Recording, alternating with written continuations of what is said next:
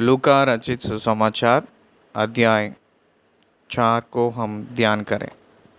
लूका रचित सुसमाचार 4 अध्याय में लिखा हुआ वचनों की संख्या 44।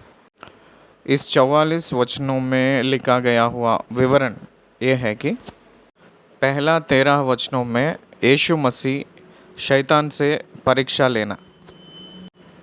यीशु मसीह ने शैतान से परीक्षा लिया जाना, इसके बारे में 13 वचनों में लिखा गया है।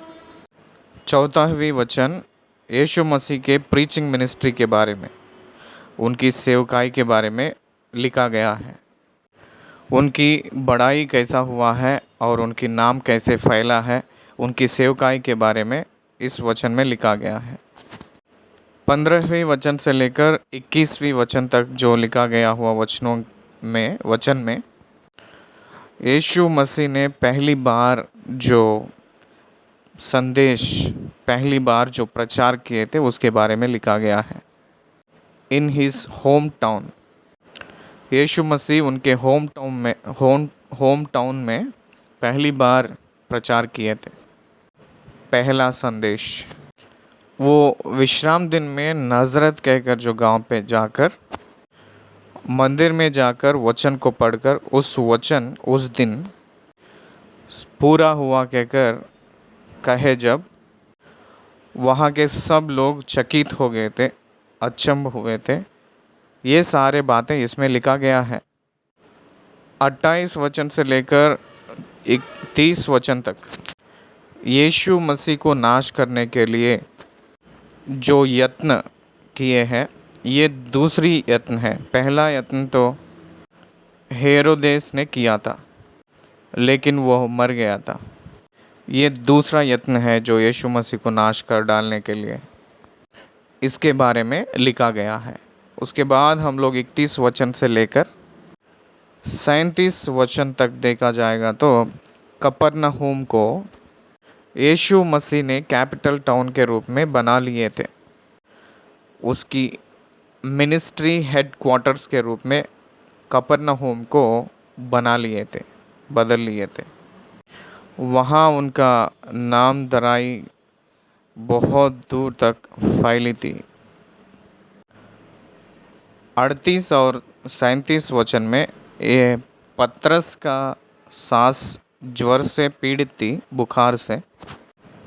यीशु मसीह ने उनको ठीक किए हैं। 40 और 41 वचनों में दुष्टात्माओं से छुटकारा दिलाया है। अनेक लोगों को दुष्टात्माओं से छुटकारा दिया है।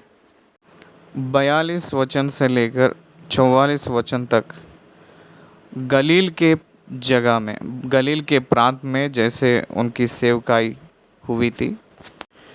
ये है सेकंड टूर टू गलील को दूसरी बार जाने का उसके बारे में लिखा गया है।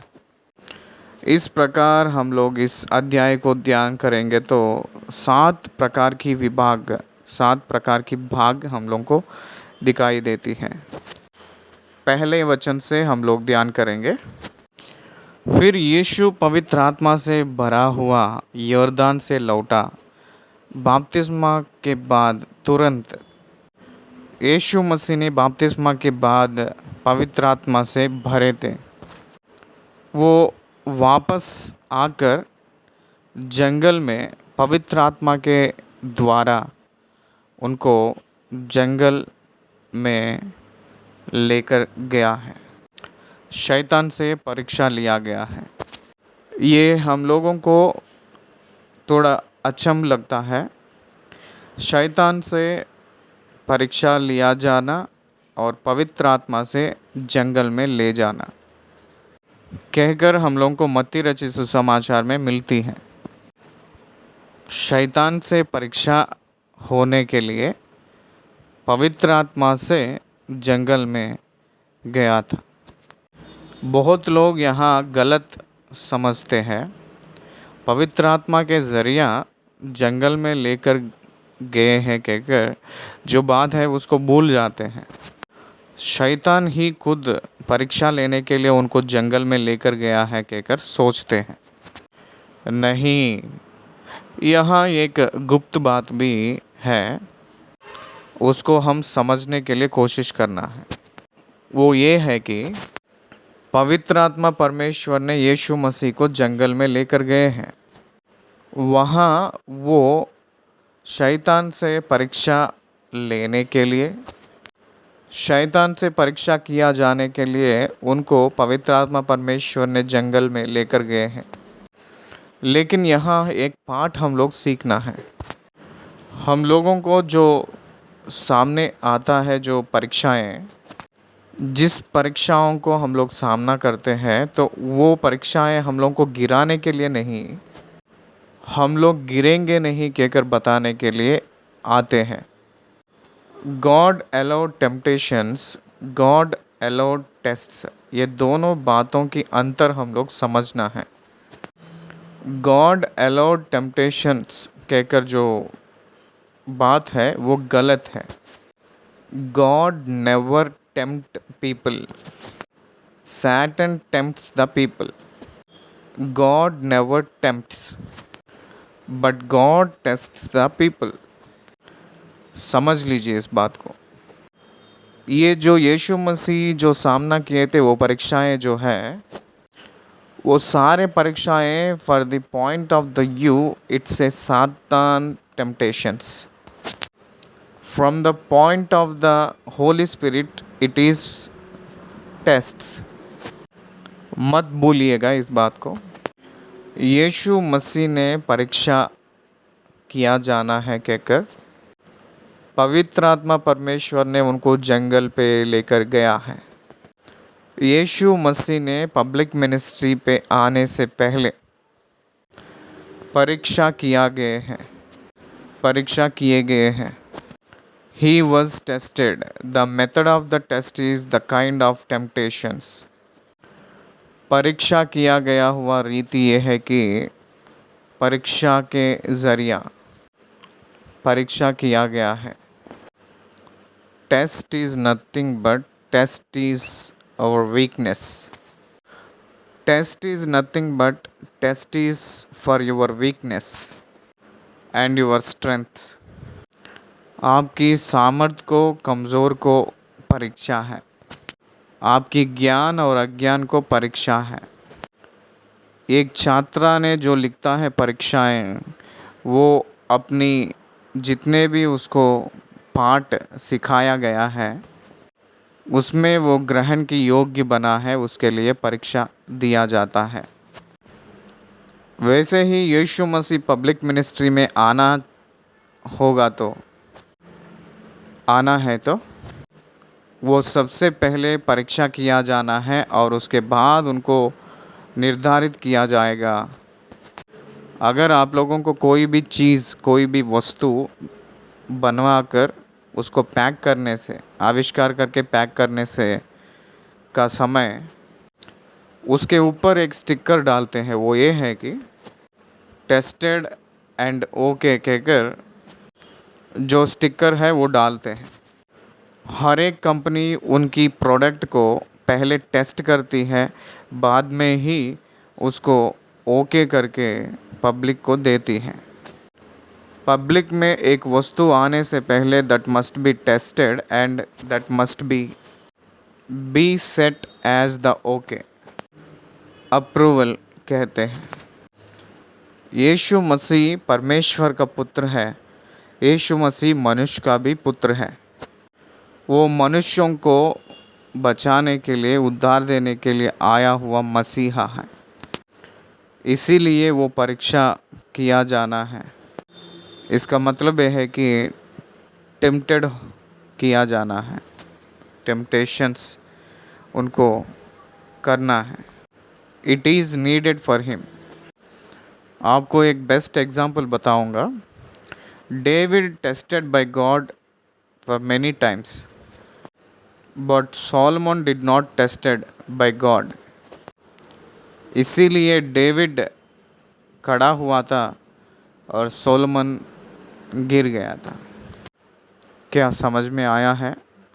परमेश्वर ने परीक्षा करता है। उस परीक्षा में आशा और धीरज सिखाता है। ये हम लोग जानना चाहिए। हम लोग गिरेंगे नहीं कहकर समाज को बताने के लिए टेस्ट करता है परमेश्वर ने। ये लोग जय पाए हैं कहकर सारे लोगों को बताने के लिए हम लोगों को टेस्ट करता है। क्या समझ में आ रहा है? मान लीजिए आप लोग पोस्ट ग्रेजुएट कोर्स लिए हैं। आप क्या पढ़ रहे हैं कहकर अगर कोई पूछेगा तो एमबीए पढ़ रहे हैं या एमए पढ़ रहे हैं कहकर बताते हैं। इसका मतलब क्या है? You have admitted in the course, you are continuing in the course. परीक्षा रखे के बाद में यूनिवर्सिटी कह रही है you have passed in the course. आप इस कोर्स को पार किए हैं, जय पाए हैं, सीख लिए हैं। ये केवल परीक्षा के ज़रिया ही, परीक्षा के द्वारा ही, पास हुए के बाद में ही सर्टिफिकेट दिया जाता है।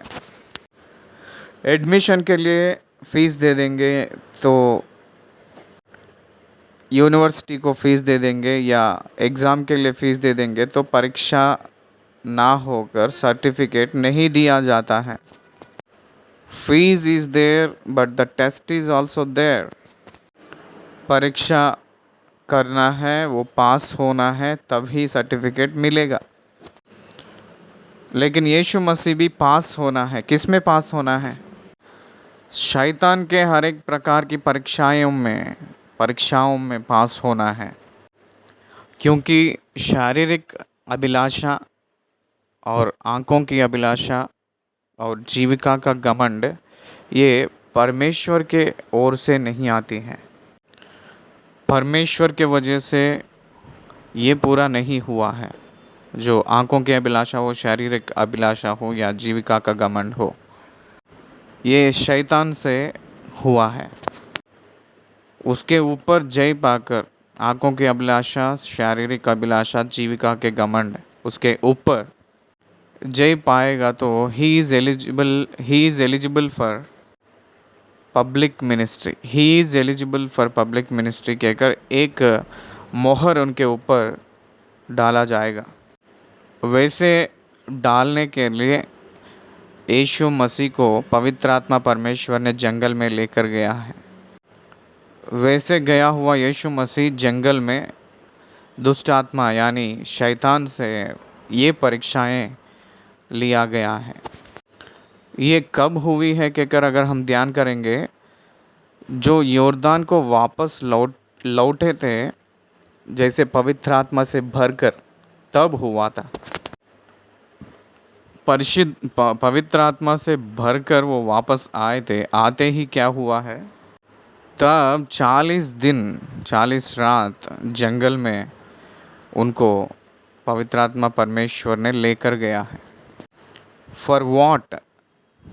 For the sake of the tests, for the sake of the prayer.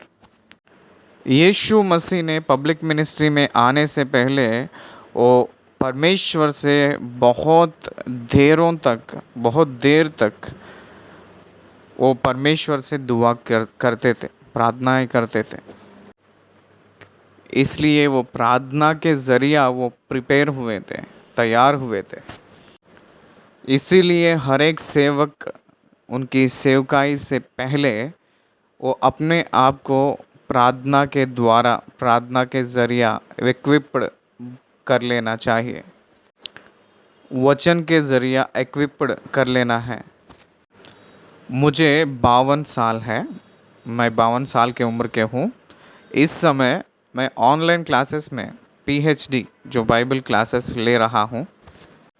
मैं जो वचन सुनते समय, वचन को ध्यान करते वक्त, जो टीचर्स लोग जो वचन को बांटते समय, जो बातें मैं सीख रहा था उस समय, यही टीचिंग्स को, यही प्रचार को अगर मैं 30 साल पहले मैं सीखता हूँ, सुनता हूँ, तो मेरा जो सेवकाई कितना ब्राइटेंड होती थी कहकर मैं सोच रहा हूँ। That is true. Yeshu Masih परमेश्वर ने 40 दिन 40 रात उपवास रखे हैं, उपवास पे थे। केवल उपवास ही नहीं, केवल व्रत ही नहीं, उसके साथ प्रार्थना दुआ में वो है। उपवास किसके लिए है? उपवास प्रार्थना के लिए है। उपवास की प्रार्थनाएं क्यों? 40 दिन उपवास की प्रार्थना किए हैं। एक बार यीशु मसीह के चेले लोग, ये जो बातें हैं मैं जो बता रहा हूँ वो यूहन्ना रचित सुसमाचार में दिखाई देती हैं। यीशु मसीह के चेले लोगों के पास एक दुष्टात्मा ग्रसित व्यक्ति को लेकर आए थे। कोई लेकर आके, आप लोग इस व्यक्ति को चंगा करो कहकर कहे हैं। जब वो लोग पूछे थे तो उस समय चेले लोग ने उसको ठीक नहीं कर पाए थे। तो उन लोग ने क्या किए थे, उनको यीशु मसीह के पास लेकर आए थे और उनसे कहे थे कि हे प्रभु, आपके चेले लोग तो इसको ठीक नहीं कर पाए कहकर कहे हैं। अगर आपसे कुछ होगा तो हमको मदद करो कहकर मांगे थे। तब यीशु मसीह ने उस व्यक्ति को उस दुष्टात्मा से छुड़ाए हैं परमेश्वर ने। चेले लोग ने पूछे थे कि घर वापस आए के बाद में प्रभु से, यीशु मसीह से पूछे हैं कि हे प्रभु, हम तो उसको छुड़ाए नहीं पाए थे, छुटकारा नहीं दिला पाए हैं, ये कैसा हुआ था कहकर पूछे हैं परमेश्वर यीशु मसीह से। तब यीशु मसीह ने चेले लोगों से कहे थे कि ये बिना उपवास और प्रार्थना से ऐसे वाले नहीं छूटेगा कहकर कहे थे। उपवास और दुआ के जरिया ही दुष्ट आत्माओं के ऊपर विजय पाना हम लोगों को संभव नहीं होगा बिना उपवास और प्रार्थना के जरिया। इसलिए वो शैतान से परीक्षा लेने से पहले वो प्रार्थना में सामर्थी हुए हैं। जिन्होंने प्रार्थना में कमज़ोर होते हैं वही लोग परीक्षा में गिर जाते हैं। परीक्षा में गिरे हुए लोग प्रार्थना में गिरे हुए लोग ही होते हैं। प्रार्थना जो है वो परीक्षा में गिरने के लिए कारण होती है। क्षमा कीजिए, जो प्रार्थना नहीं करते हैं वो परीक्षाओं में गिरने का कारण होते हैं। इसीलिए हम लोग इसको जानना है, ये बात को। यीशु मसीह 40 दिन उपवास रखने से वो शैतान के परीक्षाओं को जय पाने के लिए इस्तेमाल हुई है, वो उपवास और प्रार्थना। यीशु मसीह ने इस 40 दिन में कुछ भी खाए नहीं थे, वो भूखे थे। तो उपवास दिन जब पूरा हुआ था 40 दिन, तब उनको भूख लगी। तब शैतान ने उससे कहा, यदि तू परमेश्वर का पुत्र है तो इस पत्थर से कह कि रोटी बन जाए। यीशु मसीह भूखे थे। ये शारीरिक का ज़रूरी है, शारीरिक आवश्यकताएं। शरीर को आहार, भोजन बहुत ज़रूरी है, आवश्यकता है। इसीलिए अगर हम देखेंगे तो यहाँ शैतान ने यीशु मसीह को परीक्षा ले रही है, तो किसके ऊपर परीक्षा दे रही हैं? किसके ऊपर परीक्षा कर रही हैं? एक मुफ्त सलाह दे रहा था, इस पत्थर को रोटी बनाकर खा लो क्योंकि तू परमेश्वर का पुत्र है ना, कह रही है शैतान ने। परमेश्वर का पुत्र पत्थर को रोटी बनाने का ज़रूरत क्या है? यीशु ने उसे उत्तर दिया, लिखा है मनुष्य केवल रोटी से जीवित ना रहेगा कहकर यीशु मसीह ने उत्तर दिए हैं। व्यवस्था विवरण 8वीं अध्याय 3री वचन पढ़ रहा हूँ। व्यवस्था विवरण 8वीं अध्याय 3री वचन। उसने तुझको नम्र बनाया और भूखा भी होने दिया। फिर वह मन्ना जिसने तू और ना तेरे पुरखा ही जानते थे, वहीं तुझको खिलाया, इसलिए कि वह तुझको सिखाया कि मनुष्य केवल रोटी ही से नहीं जीवित रहता, परंतु जो जो वचन यहोवा के मुंह से निकलते हैं उन्हीं से वह जीवित रहता है। इसलिए केवल आहार के वजह से, रोटी के वजह से ही हम लोग जीवित नहीं हैं, बल्कि परमेश्वर के मुंह के वचन से हम लोग जीवित हैं। भजन संहिता 119 भजन संहिता 119 50वीं आयत में, क्योंकि तेरे वचन के द्वारा मैंने जीवित पाया है कहकर लिखा है। तो इसलिए हम लोग जानना चाहिएगा कि पहचानना है कि यीशु मसीह के पास जो आया हुआ परीक्षा वो एक भोजन के लिए आया हुआ परीक्षा जैसा दिख रही है, परंतु भोजन के निमित्त उनका परमेश्वर का पुत्र कहकर जो टाइटल है उसको मिसयूज़ करने के लिए शैतान ने कह रही है, एक्सप्लॉइट करने के लिए कह रहा है शैतान ने। इसका मतलब यह है कि परमेश्वर का क्रम को हटाकर, मिटाकर आप एक प्रत्येक नया क्रम रखो कहकर कह रहा है। पत्थरों से रोटी बनाने के लिए बहुत कष्ट नहीं है यीशु मसीह को, लेकिन करने का ज़रूरी क्या है, करने का अवसर क्या है, करने का ज़रूरत क्यों? क्योंकि रोटी जो है बीज के ज़रिया दिया है परमेश्वर ने, तो इसलिए परमेश्वर एक प्रोसेस रखा है, तो उसी के ज़रिया हम लोग फॉलो करना है, उसी के द्वारा हम लोग प्रोसेस को फॉलो करना है। मल्टीपल प्रोसेस में नहीं जाता है, वो एक काम रखा है और एक विधि, एक रिवाज, एक रीति रखा है, तो उसी में से वो जाएगा। इसलिए यहाँ शैतान ने क्या कह रहा है, अगर तू परमेश्वर का पुत्र हो तो कह रहा है you must prove yourself by performing A miracle. तू अपने आप को प्रकट करना है तो एक मिरेकल करके दिखा के कर शैतान ने टेम्प्ट कर रही है। वही पाप में जाने का मतलब, वो अपने आप को प्रकट करने का ज़रूरी क्या है। एक आम का पेड़ है मान लीजिए, तो आम का पेड़, मैं आम का पेड़ हूँ कहकर प्रकट करने का ज़रूरत नहीं है, चाहे 1000 लोग ना माने, चाहे 2000 लोग नहीं माने, तो भी आम का पेड़ ही होती है, ना कि वो नीम का पेड़ होती है। इसीलिए he doesn't need to prove himself, वो अपने सामर्थ्य को, अपने ज्ञान को, अपने शक्ति को किसी को भी दिखाने का या किसी को अपने आप को प्रकट करने का ज़रूरत नहीं है।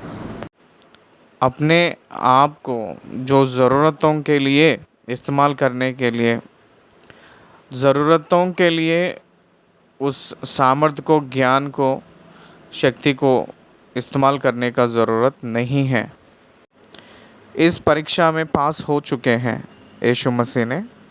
तब शैतान ने जब यीशु मसीह व्यवस्था विवरण 8 अध्याय का 3 वचन जब बताए थे, तो उस समय वो मना नहीं कही थी, ओके कहकर शैतान ने कहा है, क्योंकि सातान जानती है बाइबल के पूरा वचनों को। हम लोग सोचते हैं कि परमेश्वर की वचन यानी बाइबल बहुत अच्छा से परमेश्वर के बच्चों को ही पता चलता है कहकर सोचते हैं। नहीं, शैतान को भी बाइबल का नॉलेज 100% रहता है, but that fellow is disobedient one, that's all. मनुष्य केवल रोटी से जीवित ना रहेगा कहकर यीशु मसीह ने उत्तर देते ही तब शैतान उसे ले गया। Right, okay, next test. दूसरा परीक्षा क्या है पता है कि यीशु मसीह को एक पल भर में जगत के सारे राज्य दिखाए। कुछ लोग इस घटना को मंदिर के चोटी पर ले गया है कहकर कहते हैं। किद्रोन तालाब के पास मंदिर एक ऊंचा बुरुज के पास ले गए कहकर कहते हैं। यीशु मसीह को वहाँ लेकर गया था। ले जाकर एक पल में शैतान ने जगत के सारे राज्य दिखाए था। वास्तविक रूप में इस बात को लिटरली जो कहे थे वो लोग ये ऐसे कहे थे कि यीशु मसीह को स्पेस में लेकर गया है कहकर कहते हैं। जगत के सारे राज्य कहकर अगर कहा है तो इसका मतलब यह है कि यीशु मसीह को एक पल में स्पेस पे लेकर गए हैं कहकर कहते हैं। क्योंकि स्पेस में ये शैतान के सारे मंडली जो है वो घूमते रहते हैं। तो एफेसियों के पत्री 6वें अध्याय में पौलुस ने कहते हैं कि सारे दुष्टात्मा के मंडली आकाश के बीच में घूमते हैं कहकर जैसे वचन में कहे हैं। आकाश के बीच में दुष्टात्माओं के मंडली है, इसलिए वहाँ लेकर गया है। एफेसियों के पत्री 6 अध्याय 12वें वचन में ऐसा कहता है, क्योंकि हमारा यह मल युद्ध लहू और मांस से नहीं परंतु प्रधानों से और अधिकारियों से और इस संसार के अंधकार के हाकिमों से और उस दुष्टता के आत्मिक सेनाओं से है जो आकाश में है। इसलिए वो उसका जगह है शैतान का, तो इसलिए वहाँ लेकर गया है यीशु मसीह को कहकर कहते हैं। लेकर गए तो वहाँ से देख रहे हैं तो सारी जगत दिख रही है, सारी दुनिया दिख रही थी। तो इसलिए वहाँ एक सलाह बोल रहा था यीशु मसीह से शैतान ने, और उससे कहा, मैं यह सब अधिकार और इनका वैभव तुझे दूंगा, क्योंकि वह मुझे सौंपा गया है और जिसे चाहता हूँ उसी को दे देता हूँ। इसलिए यदि तू मुझे प्रणाम करे तो यह सब तेरा हो जाएगा। एक बात बताना है आपको, अधिकार शैतान का नहीं है। आदम ने अधिकार को खो लिया है और शैतान ने अधिकार के जगह में खड़ा है। अधिकार को दूसरों को सौंपने के लिए उसको हक नहीं है। शैतान को अधिकार परमेश्वर की ओर से मिलता है। अधिकार के जगह में शैतान ने खड़ा है, लेकिन यीशु मसीह क्रूस पर जब वो त्याग किए थे अपने प्राण को, तब उसकी अधिकार को खो लिया था शैतान ने। इसलिए अधिकार को दूसरों को देने का हक उसका हाथ में तो नहीं है। वो अधिकार देना या लेना वो केवल परमेश्वर की है। इसलिए राज्यों के ऊपर अधिकारी बनाना परमेश्वर का है, शैतान का नहीं है। अगर शैतान का होगा तो अभी तक जितने भी राज्य हैं वो सारे राज्यों के ऊपर वो अधिकारी रख देता था। लोगों को नाश करने के लिए वो अधिकारियों को नियमित करता था पहले से ही। इसीलिए उसका अधिकार नहीं है, वो झूठा है, झूठ बोल रहा है। झूठ बोलते हुए यीशु मसीह से क्या कह रहा है? यीशु मसीह से ये कह रहा है कि वो झूठ बोलते हुए ऐसा कह रहा है कि मुझे प्रणाम कर कहकर कह रहा है। क्या आप जानते हैं शैतान पहले से ही झूठा है और वो हत्या करने वाला है। यूहन्ना रचित सुसमाचार 8 में कहा है ना, परमेश्वर ने शैतान ने पहले से ही झूठा है, इसलिए उसके अंदर सत्य नहीं है। वो झूठ बोलता है, ही विल लाई। वो झूठ ही लोगों को बोलता है, उस झूठ को ही लोग ने सच कहकर मानते हैं। झूठ ही सच है कहकर मानकर चलने वाले बहुत लोग दुनिया में हैं। लोगों ने झूठ ही सच है कहकर मानकर जीवित है इस दुनिया में बहुत लोग। क्या कह रहा है यीशु मसीह से यहाँ? क्योंकि वह मुझे सौंपा गया है ये सारे वैभव तुझे दूंगा कहकर कह रहा है। वो सच क्यों कहता है? वो सच नहीं कहता है। अब वो झूठ ही बोलता है और कह रहा है कि ये सारे वैभव तुझे दे दूंगा कहकर कह रहा है। अधिकार ही उसके हाथ में नहीं है। क्यों देगा? अगर यीशु मसीह उसको प्रणाम करेगा तो प्रणाम किए के बाद में यीशु मसीह दास बन जाएगा उसको। शैतान ने क्यों देगा? वो नहीं देगा। देखिए शैतान की सोच कैसे है, देखिए यहाँ यीशु ने उसे उत्तर दिया, लिखा है तू प्रभु अपने परमेश्वर को प्रणाम कर और केवल उसी की उपासना कर कहकर उत्तर दिया है। फिर से पढ़ रहा हूँ क्योंकि ये बहुत खास वचन है, बाइबल में सबका सबसे महत्वपूर्ण वचन है। यीशु ने उससे उत्तर दिया, लिखा है तू प्रभु अपने परमेश्वर को प्रणाम कर और केवल उसी की उपासना कर। उस उत्तर सुनते हुए शैतान ने कुछ ना कहा, ओके कह दिया है, क्योंकि शैतान जानती है कि बाइबल के वचन हर एक बात यीशु मसीह ने हर एक समय, जो परीक्षा के समय हर एक पल वचन को इस्तेमाल किए थे। पहला तो व्यवस्था विवरण 8 अध्याय का 3 आयत को इस्तेमाल किए थे। लोग केवल परमेश्वर की वचन से जीते हैं, ना कि केवल भोजन से, ना कि केवल रोटी से कहकर कहे हैं। दूसरा क्या कहे थे? तो प्रभु अपने परमेश्वर को प्रणाम करना, केवल उसी का उपासना करना। इसका मतलब यह है कि बाकी किसी को नहीं, केवल कहकर लिखा है।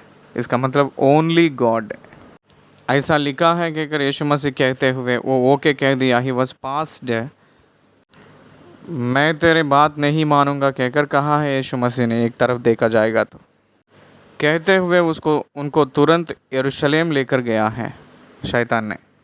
यरूशलेम में जाकर मंदिर के कंगूरे पर खड़ा किया है। ये 700 फीट का उतना ऊंचाई है। ये कंगूरे में खड़ा कर दिया है और उससे कहा था यदि तू परमेश्वर का पुत्र है तो अपने आप को यहाँ से नीचे गिरा दे। भजन संहिता 91 भजन संहिता में 12-13 वचनों में लिखा है, वे तुझको हाथों हाथ उठा लेंगे, ऐसा ना हो कि तेरे पाँवों में पत्थर से ठेस लगे। तू सिंह और नाग को कुचलेगा, तो जवान सिंह और अजगर को लथाड़ेगा। 11 और 12 वचनों को देखेंगे, 13 नहीं 11 और 12 वचनों को देखा जाएगा तो क्योंकि वह अपने दूतों को तेरे निमित्त आज्ञा देगा कि जहाँ कहीं तू जाए वे तेरी रक्षा करे। वे तुझको हाथों हाथ उठा लेंगे, ऐसा ना हो कि तेरे पाँवों में पत्थर से ठेस लगे। यहाँ ध्यान दीजिएगा, शैतान वचन को इस्तेमाल कर रही है। जैसे यीशु मसीह शैतान को वचन से ही उत्तर दे रहे थे, तो तुरंत शैतान ने भी दूसरी स्क्रिप्चर को इस्तेमाल कर रहा है। परंतु यहाँ एक बात जानना है हम लोग, scripture supports scripture, scripture never defeats scripture, scripture never deviates scripture.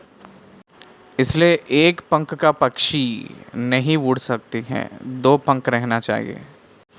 इसलिए एक जगह जो वचन लिखा गया है तो दूसरी और कहीं जगह उस स्क्रिप्चर का सपोर्ट हम लोगों को मिलती है। That is the beauty of the Bible. इसलिए एक ही जगह पे लिखा है तो वो कहाँ दूसरी जगह कहीं और नहीं मिल रहा है तो उसको हम लोग यकीन करने के लिए नहीं है। उसका कोई भी सपोर्ट, उसका कोई भी वचन हम लोगों को मिलना चाहिए। भजन संहिता 91 में 11-12 में ऐसे वचन लिखा गया है कहकर शैतान ने वचन कह रही है, वचन बोल रही है, वो सत्य है, वचन सत्य है कहकर बोलते हैं ना, तो उसको प्रूव इट, अगर तू परमेश्वर का पुत्र हो तो इस वचन को सत्य कहकर मानने के लिए प्रूव करके दिखा कहकर कह रही है। What is the need for us to prove the scripture? बहुत लोग ये चैलेंज करते हैं आज भी। मार्कुस रचित सुसमाचार 16वीं अध्याय में आखिरी में ऐसा लिखा है कि सांपों को भी वो लोग उठा लेंगे जो लोग अधिकार पाए हैं, तो उन लोगों के जहर भी उन लोगों को कुछ हानि नहीं पहुंचाएगी कहकर लिखा है ना, कहकर बोलते हैं। तो मसीह वाले सब लोग जहर पी लो कहकर कहते हैं। अभी अभी एक घटना हुई थी कुछ सालों पहले। साधु किशन सिंह कहकर एक पंजाबी ने शीला कौर कहकर उसकी बहन को लेकर सारी देश घूमा था। मैंने जहरीली सांपों से काटवा लिया है। मुझे बहुत खुजली हुआ था, फिर बाद में कुछ भी नहीं हुआ है। मैं बोर से उठा था, फिर मेरे जीवन में कुछ भी नहीं हुआ कहकर कहा था। आप लोग कहीं भी देखें, Sadhu Kishan Singh church based on this miracle we have believed. वैसे ये ग्रुप कहीं भी आया है क्या? नहीं आया है। वो वैसे नहीं किया होगा। परमेश्वर उसको तरस खाकर उसको आयु दिए होंगे। आज मैं आपसे निवेदन कर रहा हूँ कि कुछ सांपों को ले आकर उसे कटवा लेकर हम लोग प्रूव करने का ज़रूरत नहीं है। इसलिए परमेश्वर ने हर एक विश्वासी को जहर से कुछ भी आप लोग ग्रसित होंगे तो आप लोग सभी लोगों को चंगाई मिलेगा कहकर नहीं कहे हैं। सबको वो वरदान नहीं मिला है। कॉन्सेप्ट ये है कि विश्वासी लोगों के ऊपर जहर का प्रभाव नहीं होगा कहकर अगर होगा तो कौन विश्वासी मरेगा? इसलिए परमेश्वर ने अगर जिसको देना चाहते हैं वो वरदान, जहर से कोई भी सांप काटेगा तो जहर से कुछ नुकसान नहीं होगा कहकर जो वरदान है वो उनकी मर्ज़ी है, जिसको देना है वो देगा ज़रूर। इसलिए हम लोग डरने का ज़रूरत नहीं। शरीर की मौत वो निरंतर नहीं है कहकर हम सब लोग जाने। जब एक विश्वासी उस शारीरिक मौत से क्यों डरता है? एक सच्चा विश्वासी इस शारीरिक मौत को देखकर डरेगा नहीं।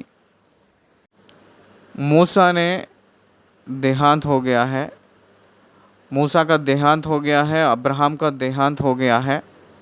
Is it the end for him and his promises received? Abraham से परमेश्वर ने कहा था कि ये जो देश को तेरी संतान को दूंगा कहकर परमेश्वर ने कहा था। अब्राहम ने उस वादा को पूरा ना होकर ही अब्राहम ने मर चुका है। तो उस देश में अब्राहम एंटर होगा या नहीं? 1000 years रियरमेंट में उसी देश में रहेगा या नहीं रहेगा अब्राहम? उसी ज़मीन में, उसी धरती पे और भी यीशु मसीह के पालन निवास करेगा या नहीं? ज़रूर अब्राहम में रहेगा ना। Where is the death and what happened through the physical death for them after the resurrection? पुनरुत्थान हुए के बाद वो लोग हज़ारों साल इसी पृथ्वी पे रहे। सो जब शारीरिक मौत उन लोगों को क्या करेगा? लाजरस को 3 दिन रखे जैसा, इन लोगों को निरंतर काल रखे जैसा। यही तो अंतर है। इसलिए यीशु मसीह में पुनरुत्थान है। कोई भी किसी परिस्थिति डर को सामना होने का ज़रूरत नहीं है। आज भी इस्राएल देश जो प्राथमिक एक सूत्र को मानते हैं वो ये है कि there is no problems, there is only opportunities to grow.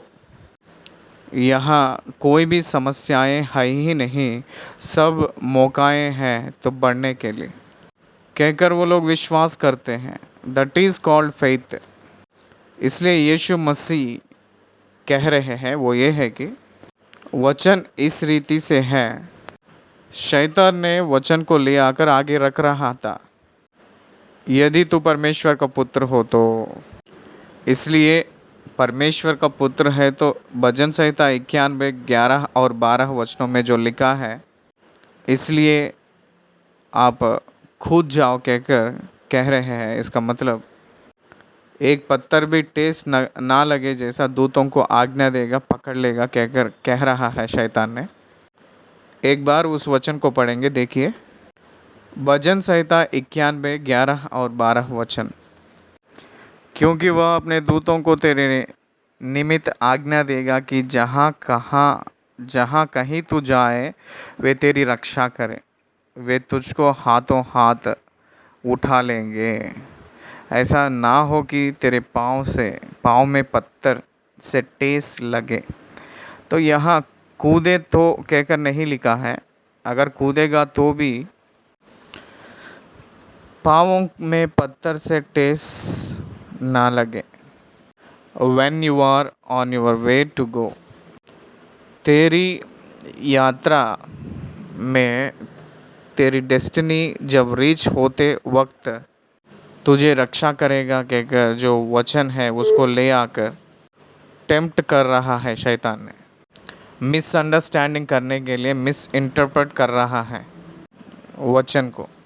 Satan always misinterprets the word of God. लेकिन वचन के नियम में ना जाकर और वचन को ना माने जैसा करता है। क्या आप समझ रहे हैं? वचन के मूल्यों के विषय में कॉम्प्रोमाइज़ करवा देता है वो। इसलिए बहुत सावधानी से हम लोग इसको समझना है। राजा की आज्ञा को पालन करना है। परमेश्वर ही कहे थे राजा की आज्ञा को पालन करना है कहकर। परंतु बाबिलोन में राजा की आज्ञा को शद्रक, मेशक और अबेदनगो पालन नहीं किए थे। अगर राजा आज्ञा परमेश्वर की आज्ञा से विरुद्ध है, परमेश्वर की और परमेश्वर की काम करवाने के लिए जो धर्म की काम दिया गया है राजा को, भक्ति के विषय में शद्रक, मेशक, अबेदनगो ने राजा की आज्ञा को भी उल्लंघन किए थे। They don't compromise with the commandments of the God.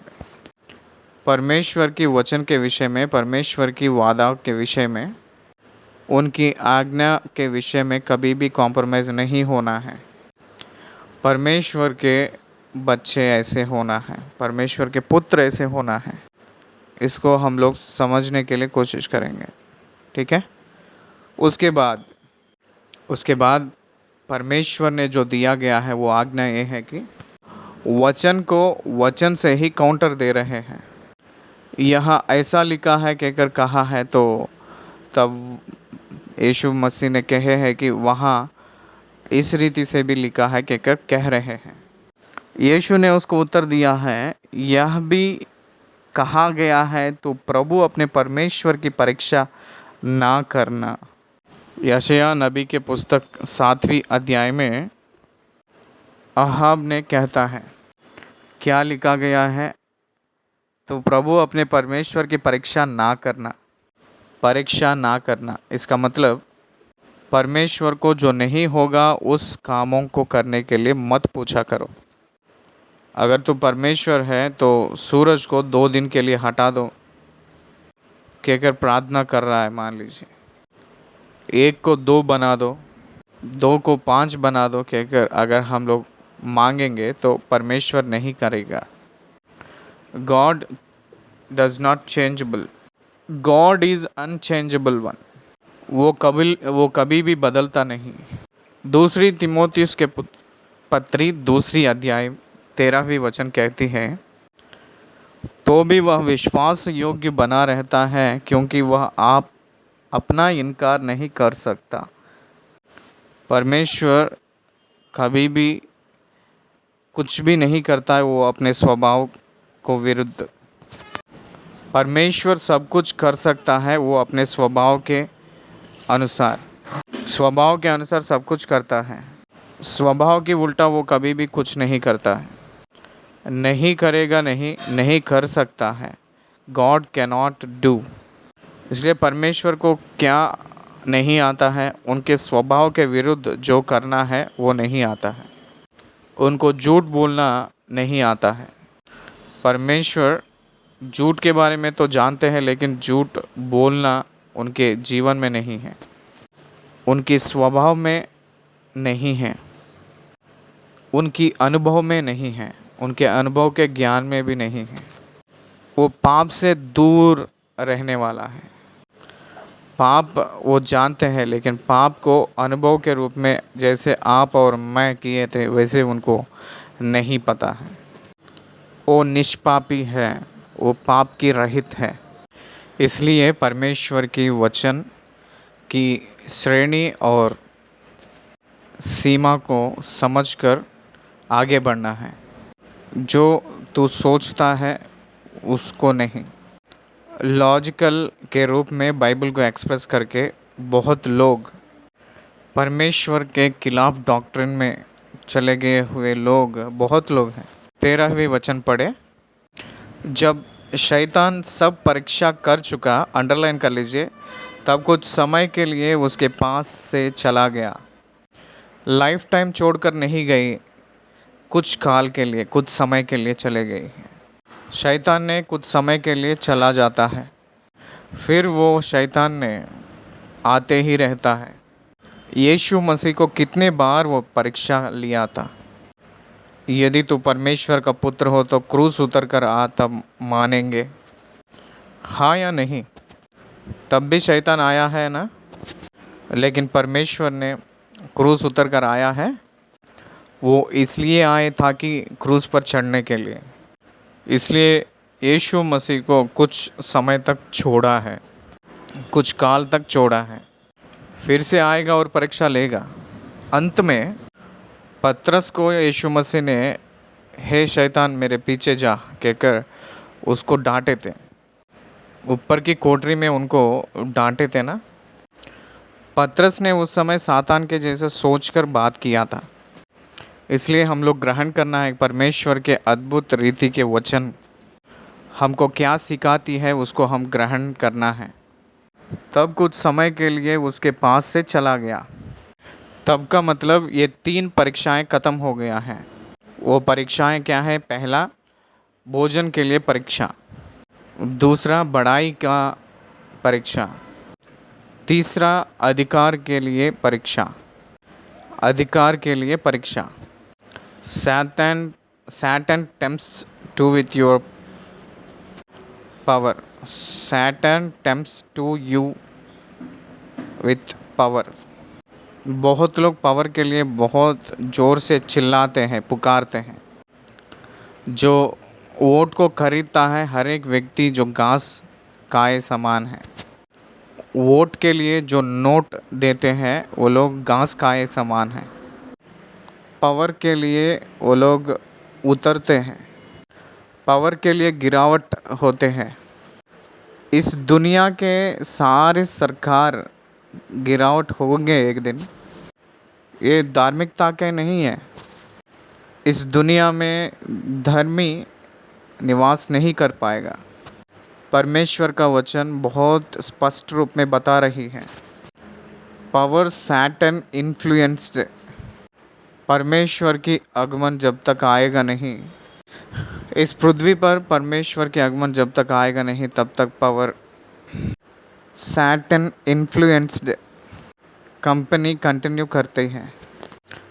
अगर मसीह लोग, कोई लोग पॉलिटिशियन में या पॉलिटिकल में रहते हैं, राजनीति में रहते हैं, तो वो लोग बहुत सावधानी से रहना है। डैनियल के जैसा रहना है। You must be A Daniel. एक सैमुअल के जैसा, एक डेविड के जैसा रहना है, न्याय के रूप में रहना है उतना ही, लेकिन गिरावट के समान नहीं रहना है। इसलिए कह रहा हूँ कि पावर के बारे में बात किया है, इसलिए बोल रहा हूँ। Different kinds of temptations. Telugu में एक कहावत है, कीर्ति कनकम कांतम। कीर्ति का मतलब यह है कि नाम है, कनकम का मतलब पैसा, कांतम का मतलब स्त्री है। ये तीन विषयों से परीक्षा लेता है। बाइबल ये कहती है कि शरीर की अभिलाषाएं, आँखों की अभिलाषा और जीविका का घमंड है। आँखों की अभिलाषा, जो देखते हैं वो सारे राज्य मुझे ही चाहिए कहकर उसके ऊपर अधिकार चाहिए। मैं मेरे बारे में प्रूफ करवाना है, वो एक बड़ा परीक्षा है। Don't try to be proved. Yeshu Masih जो अपने बारे में बहुत बड़ा सवाल जो सामना किए थे, वो क्या है पता है?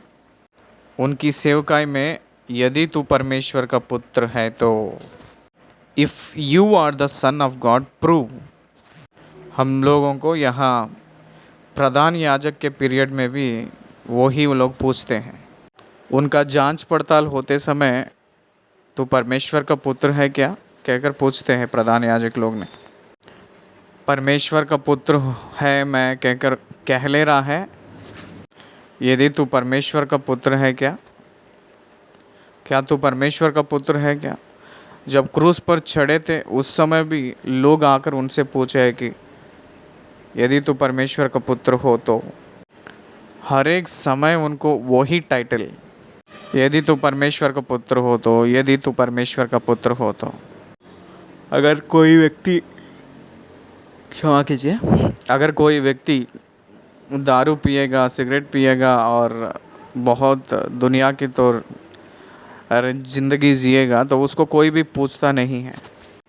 अगर कोई कहता है कि मन फिराया हूँ कहकर, मेरा मन बदल लिया हूँ कहकर बोलते हैं, तो उसको बहुत परीक्षाएं लेते हैं।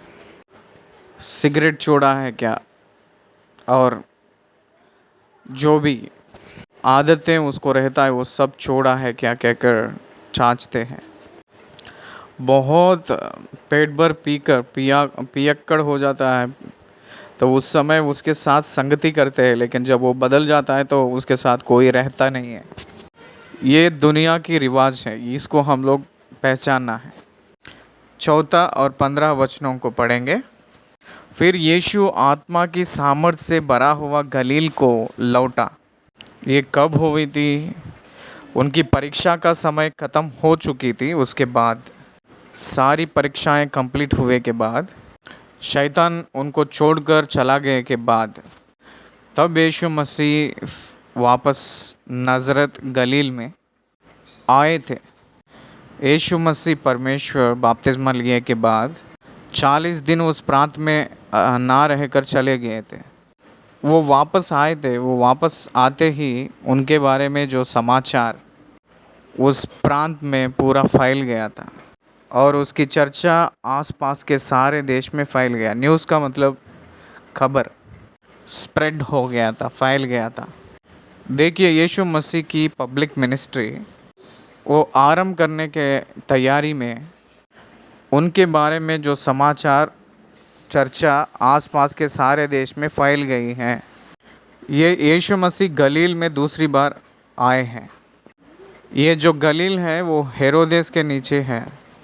गलील में यीशु मसीह के बारे में, यीशु मसीह का समाचार फैल चुका है।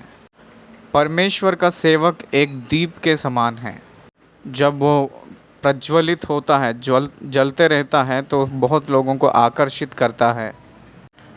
यीशु मसीह भी बहुत लोगों को आकर्षित किए हैं। सारे लोगों से बड़ाई होकर वह उनके आराधनालयों में उपदेश करता रहा और सब उसकी बड़ाई करते थे।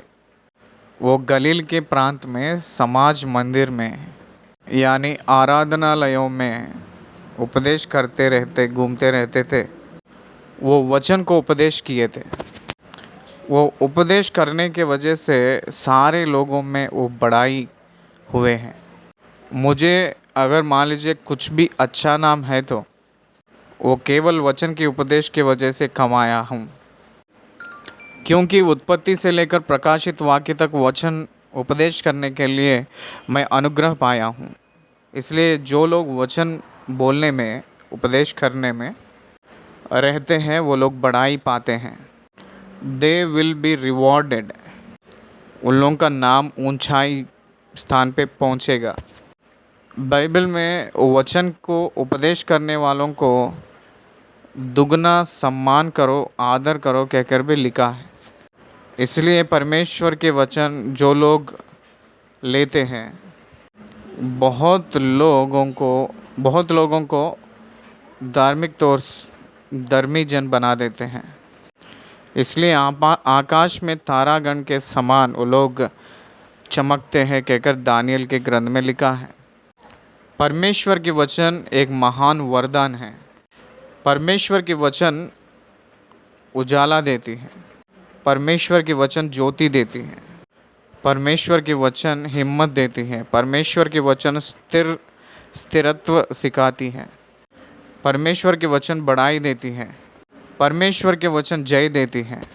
परमेश्वर के वचन उपदेश किया है आराधनालयों में। यहूदी लोग आराधनालयों में सब्बात के समय जब इकट्ठा होते थे, वचन वो उपदेश करते हुए आए हैं।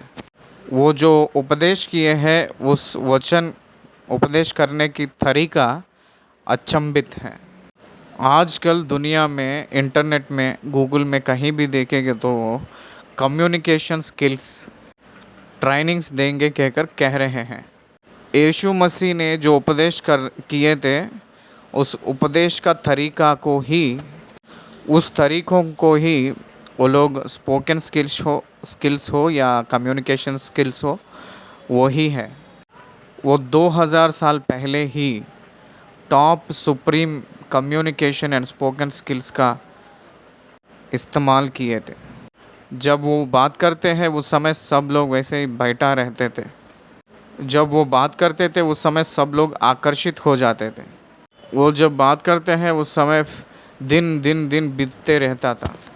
भोजन को भी छोड़कर उनकी बातों को सीखते थे।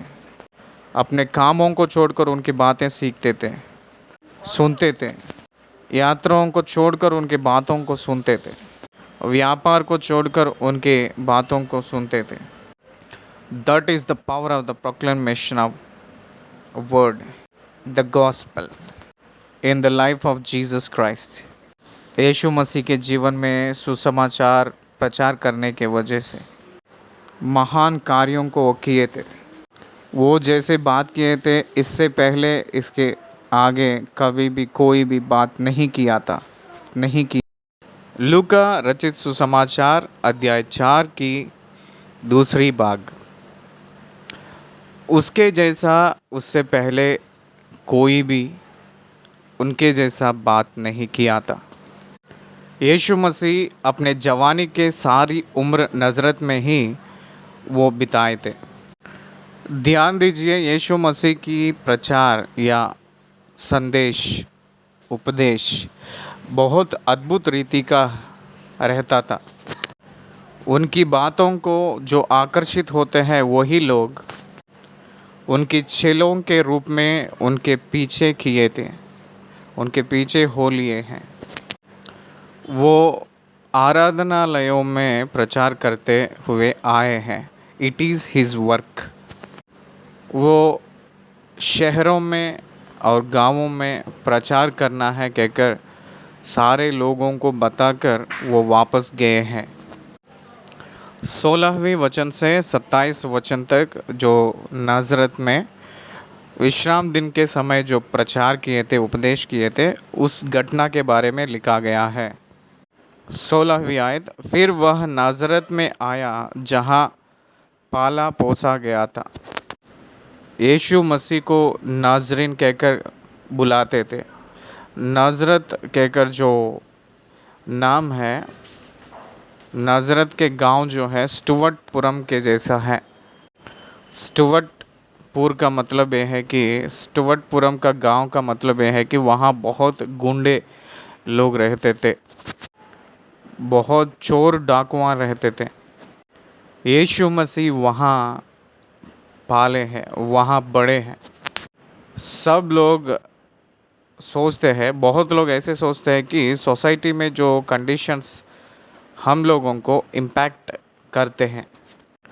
यीशु मसीह अपने जवानी की उम्र पूरा नज़रत में ही बिताए थे, लेकिन यीशु मसीह के ऊपर कोई भी इविल इन्फ्लुएंसेस जो उस नज़रत गांव में जो परिस्थितियां हैं, सिचुएशंस हैं, उनके ऊपर कहीं भी इम्पैक्ट नहीं हुई है।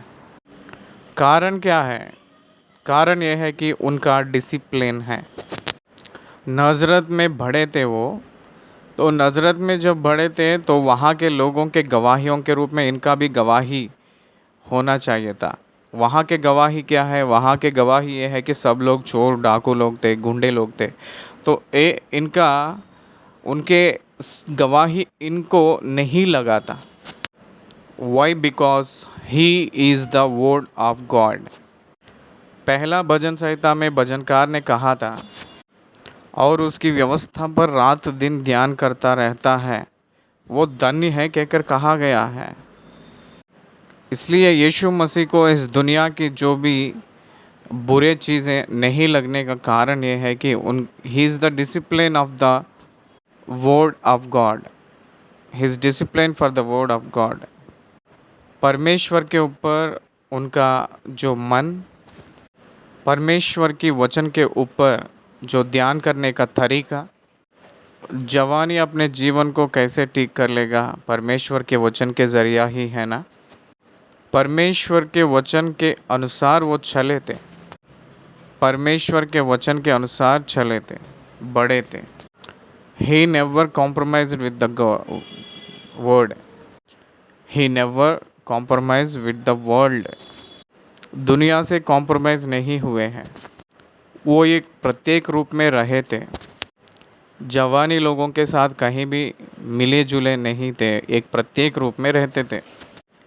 इसीलिए उनका जीवन में कोई भी इन्फ्लुएंस, उस प्रांत के लोगों का इन्फ्लुएंस, उनके परिस्थितियों के इन्फ्लुएंस कहीं भी उनके ऊपर नहीं पड़ा था।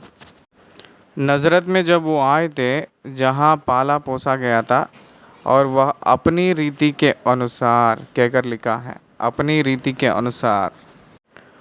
अपनी रीति का मतलब यह है कि डेली जो काम करते हैं, हैबिट कहते हैं, वो काम। एक हैबिट रहता है हर एक व्यक्ति को, सुबह उठते ही जॉगिंग करने के लिए। जॉगिंग करना एक लोगों का हैबिट हो गया। मान लीजिए किसी को न्यूज़पेपर पढ़ना एक हैबिट हो गया। मान लीजिए किसी लोगों को एक्सरसाइज करना एक हैबिट हो गया। ऐसे एक एक लोगों को एक एक आदत रहता है। वैसे ही यीशु मसीह अपने रीति के अनुसार, वो आदत ये था कि उनको प्रीचिंग करना एक रीति, एक आदत हो गया है। Regular work, it is his habit. वो अपने रीति के अनुसार वो क्या किए हैं? अपने रीति के अनुसार सप्ताह के दिन आराधनालय में जाकर पढ़ने के लिए खड़ा हुआ। परमेश्वर की आराधनालय में जाना हम लोग को एक आदत बनना है। परमेश्वर की सेवकाई लोगों से, सेवक लोगों से मिलना एक आदत बनना है। परमेश्वर की वचन पढ़ना एक आदत बनना चाहिए। लेकिन आपको तो ये आदतें नहीं रहते हैं। मूवीज़ देखना, गलत लोगों के साथ संगति करना, 2 नंबर के काम करना, खबरदार आप गिर जाओगे। ठट्ठा उड़ाने वाले की मंडली में मत बैठने के लिए कहे थे, बैठना मना है। वो जब आराधनालय में जाकर पढ़ने के लिए खड़ा हुए थे, तो यशायाह भविष्यवक्ता की पुस्तक उसे दी गई है, और उसने पुस्तक खोलकर वह जगह निकाली जहाँ यह लिखा था। यशायाह नबी के पुस्तक 61 अध्याय का पहला आयत, और यशायाह नबी के पुस्तक 47 अध्याय, क्षमा कीजिए, यशायाह नबी के पुस्तक 42 अध्याय और 6 और 7 आयतें। जो लिखा गया है उस बातें वहाँ दिखाई दी हैं। मैं पहला लूका रचित सुसमाचार अध्याय 4 का 17वीं वचन पढ़ रहा हूँ, ध्यान से सुनिए। यशायाह भविष्यवक्ता की पुस्तक उसे दी गई और उसने पुस्तक खोलकर वह जगह निकाली जहाँ यह लिखा था। 18वीं आयत, प्रभु का आत्मा मुझ पर है। देखिए कितना अद्भुत रीति का बात है। प्रभु का आत्मा मुझ पर है इसलिए कि उसने कंगालों को सुसमाचार सुनाने के लिए मेरा अभिषेक किया है। मुझे इसलिए भेजा है कि बंदियों को छुटकारे का और अंधों को दृष्टि पाने का सुसमाचार प्रचार करूं और कुचले हुओं को छुड़ाऊं और प्रभु के प्रसन्न रहने के वर्ष का प्रचार करूं। ये जो वचन किसके बारे में बता रहे हैं? मसीहा के बारे में बता रही हैं। इसलिए उन्होंने वहाँ आराधनालय में जितने लोग बैठे थे उन सारे लोगों से कह रहे कि ये आप सुनने से ये पूरा हुआ कहकर बता रहे हैं। तब उसने पुस्तक बंद करके सेवक के हाथ में दे दी और बैठ गया और आराधनालय के सब लोगों की आंखें उस पर लगी थी। तब वह उनसे कहने लगा, आज ही यह लेख तुम्हारे सामने पूरा हुआ है। और आराधनालय के सब लोगों की आंखें उस पर लगी थी। तब वह उनसे कहने लगा, आज ही यह लेख तुम्हारे सामने पूरा हुआ है। उन लोगों को शौक लगा था। लेख तुम्हारे सामने पूरा हुआ का अर्थ यह है कि वो लेख में जो है वो मैं ही हूँ कहकर बता रहे हैं। वो मैं ही हूँ, आपके बीच में परमेश्वर ने मुझे भेजा है। जो आपके बीच में है वो कौन है पता है? वो परमेश्वर ने मुझे भेजा है कहकर बता रहे हैं। मसीहा हूँ, परमेश्वर की आत्मा मुझ पर है। कंगालों को सुसमाचार सुनाने के लिए परमेश्वर ने मुझे भेजा है।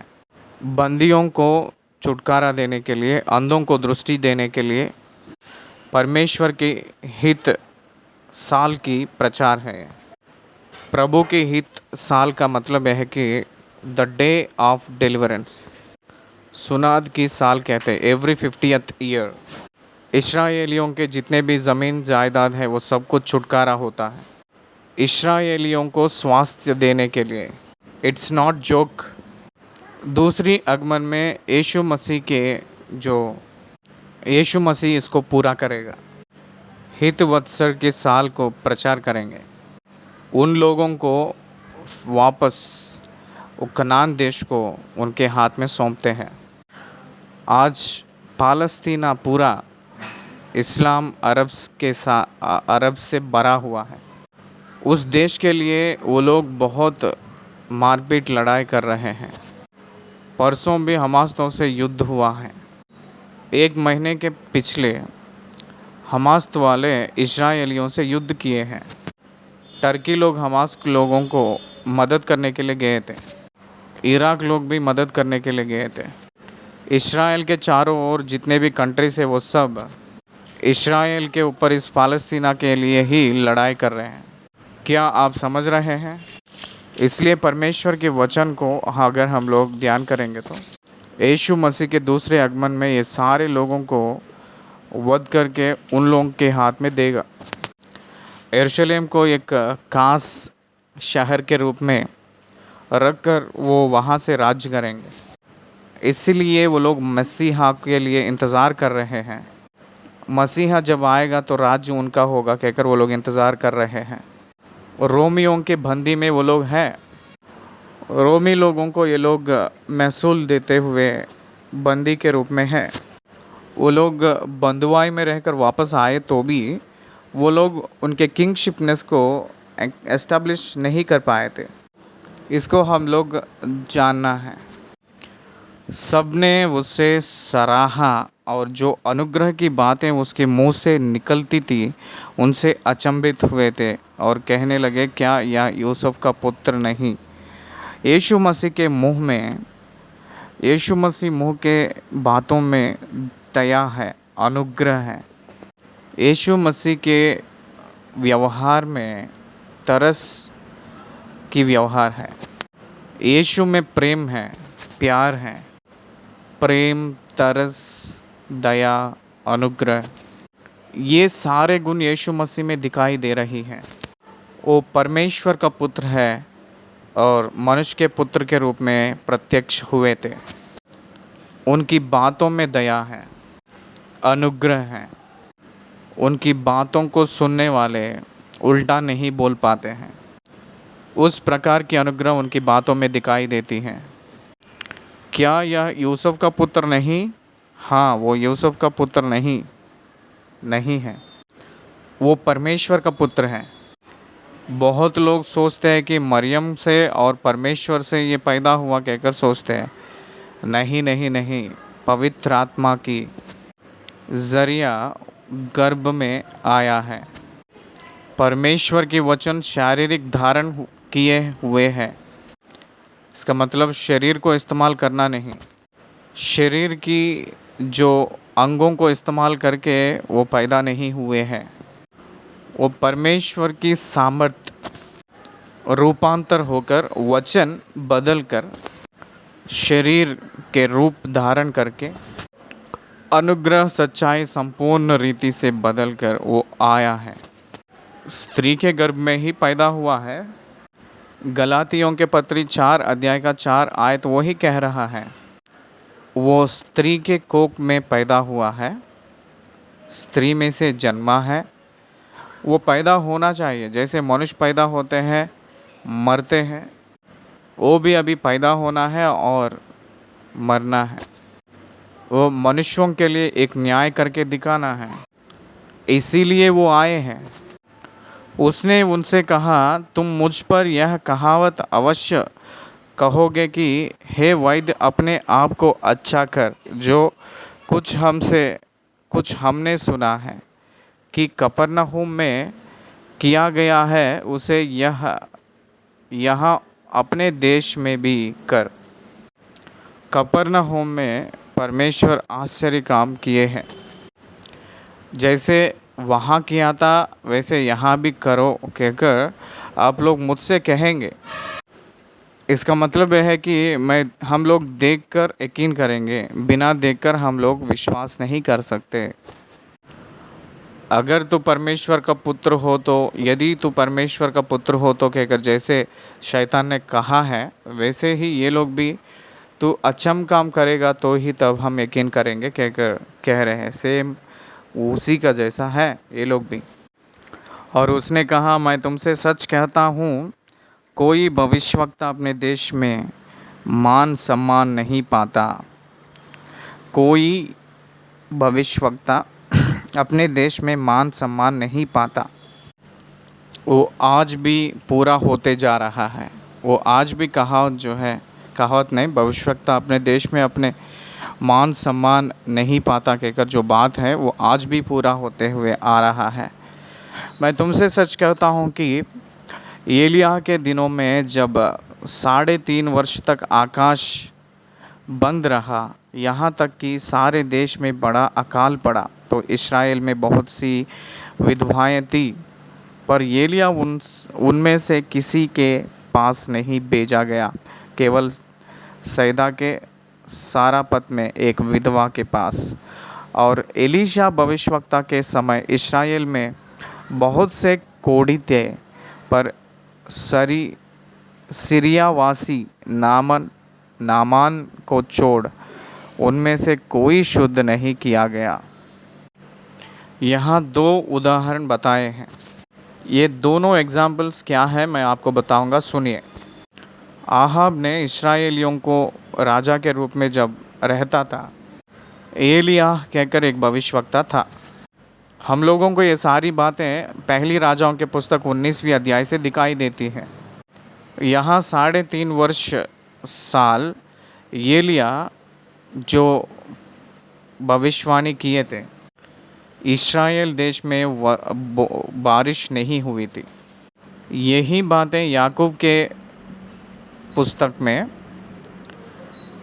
आखिरी अध्याय में आखिरी वचनों में कहे थे याकूब ने। देखिए याकूब के पत्री में 5वीं अध्याय 17वीं वचन में लिखा है, एलिया भी तो हमारे समान दुख सुख भोगी मनुष्य था, और उसने गिड़गिड़ाकर प्रार्थना की कि मेघ ना बरसे, और 3.5 वर्ष तक भूमि पर मेघ नहीं बरसा।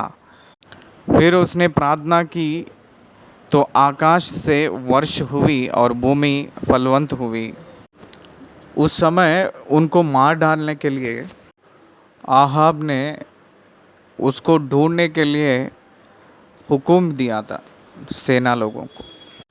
उनको जिलाने के लिए परमेश्वर एक सारे पत कहकर जो गांव है वहाँ एक विधवा है, वहाँ परमेश्वर ने उसको भेजे हैं।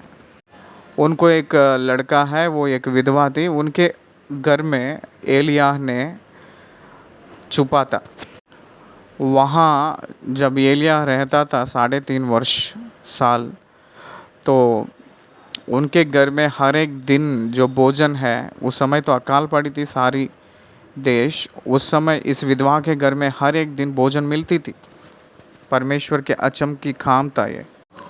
अगर सारापत गांव में अगर एलिय्याह को प्रभु ने नहीं रखते हैं परमेश्वर ने, तो आसान से राजा को मिलता था। उतनी अकाल के समय में कोई विधवा के घर खोजते हैं क्या, एलिय्याह है क्या, भविष्यवक्ता कहीं है क्या कहकर घर घर में खोजते हैं क्या?